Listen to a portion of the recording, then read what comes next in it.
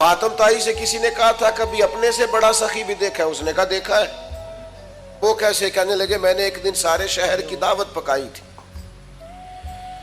تو میں نے کہا دیکھوں ذرا سارے لوگ آ گئے کہ کوئی رہ گیا ہے، تو میں چہرے پہ نقاب ڈال کے گیا تو ایک بوڑھا آدمی جنگل میں لکڑیاں کاٹ رہا تھا، تو میں نے اسے کہا بزرگوں آپ کو دعوت نہیں ملی؟ آج حاتم تائی کے ہاں دعوت تھی۔ تو کہنے لگا ملی تھی، تو گئے کیوں نہیں؟ تو حاتم کہتے ہیں مجھے کہنے لگا مجھے نا اپنے ہاتھوں کی کمائی کا چسکا لگ گیا ہے۔ کس کمائی کا؟ ہلکا سا بولیے گا۔ اپنے۔ اور نبی پاک علیہ السلام فرماتے ہیں سب سے بہترین کمائی وہ ہے جو بندہ اپنے دو ہاتھوں سے کر کے کھاتا ہے۔ مجھے اپنے ہاتھوں کی کمائی کا چسکا لگ گیا ہے۔ حاتم کہتے ہیں میں بڑا پریشان ہوا کہ کمال ہو گئی یار، مزدور ہو کر دعوت اتنی قیمتی اور یہ گیا نہیں۔